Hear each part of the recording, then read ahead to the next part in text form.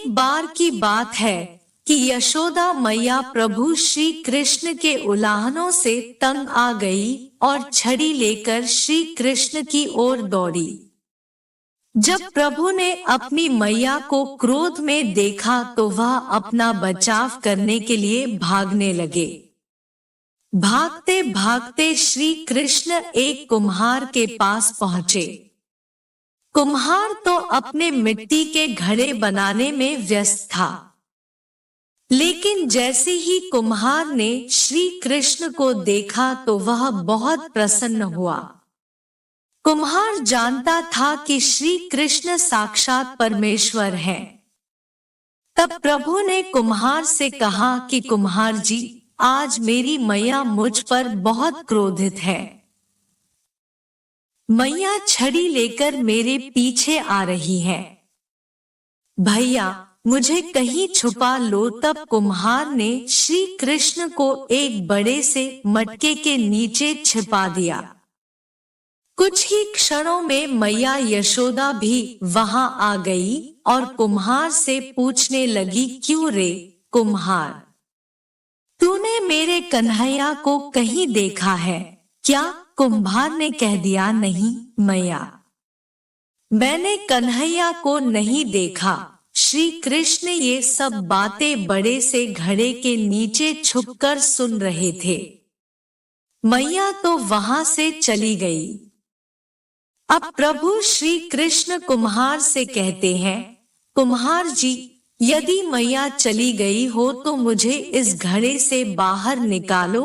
कुम्हार बोला, ऐसे नहीं प्रभु जी, पहले मुझे 84 लाख योनियों के बंधन से मुक्त करने का वचन दो। भगवान मुस्कुराए और कहा, ठीक है, मैं तुम्हें 84 लाख योनियों से मुक्त करने का वचन देता हूँ।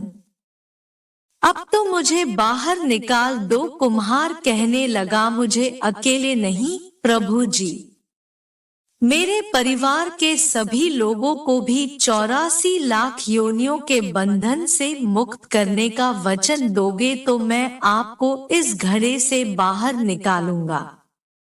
प्रभु जी कहते हैं, चलो ठीक है, उनको भी 84 लाख योनियों के बंधन से मुक्त होने का मैं वचन देता हूँ।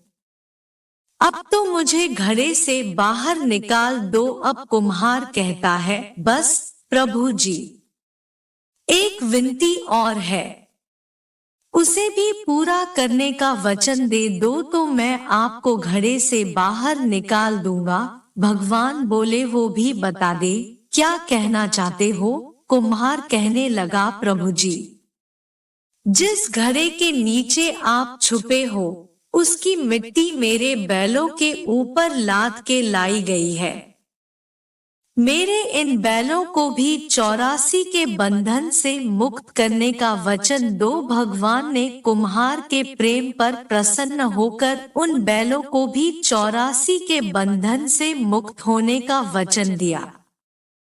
प्रभु बोले, अब तो तुम्हारी सब इच्छा पूरी हो गई, अब तो मुझे घड़े से बाहर निकाल दो। तब कुम्हार कहता है, अभी नहीं भगवान, बस एक अंतिम इच्छा और है, उसे भी पूरा कर दीजिए। और वो ये है, जो भी प्राणी हम दोनों के बीच के इस संवाद को सुनेगा उसे भी आप 84 लाख योनियों के बंधन से मुक्त करोगे।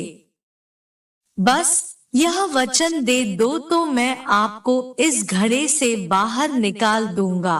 कुम्हार की प्रेम भरी बातों को सुनकर प्रभु श्री कृष्ण बहुत खुश हुए और कुम्हार की इस इच्छा को भी पूरा करने का वचन दिया।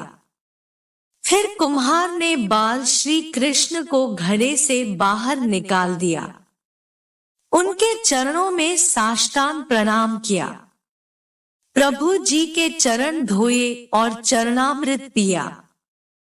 अपनी पूरी झोंपड़ी में चरणामृत का छिड़काव किया और प्रभु जी के गले लगाकर इतना रोए कि प्रभु में ही विलीन हो गए। जरा सोच करके देखिए, जो बाल श्री कृष्ण 7 कोस लंबे चौड़े गोवर्धन पर्वत को अपनी इकनी अंगुली पर उठा सकते हैं, तो क्या वो एक घड़ा नहीं उठा सकते थे? लेकिन बिना प्रेम रीझे नहीं नटवर नंद किशोर। कोई कितने भी यज्ञ करे, अनुष्ठान करे, कितना भी दान करे, चाहे कितनी भी भक्ति करे, लेकिन जब तक मन में प्राणी मात्र के लिए प्रेम नहीं होगा, प्रभु श्री कृष्ण मिल नहीं सकते। प्रार्थना नष्ट नहीं होती, उपयुक्त समय पर क्रियान्वित होती है। ईश्वर सदैव आप सभी को स्वस्थ व सुखी रखें। अगर वीडियो पसंद आई हो तो लाइक, शेयर और सब्सक्राइब करें।